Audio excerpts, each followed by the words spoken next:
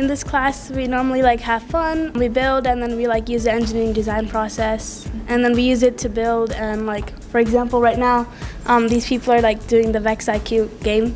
So like they're building it and like prototyping it, and then like rebuilding it, and then like editing it. The way we get to design and like see what went wrong, because it really helps us to improve our thinking skills and how we can better our understanding of engineering in the future. It's definitely my favorite part of the day. During the team competition, they are responsible for all facets of everything. I'm more of a guidance person. I teach them everything, let them go for it. They're in charge of getting the team together, showing up, being ready with their program, their coding, driving of the robot, but then also the ethical piece of representation of who they are and moving through the whole process.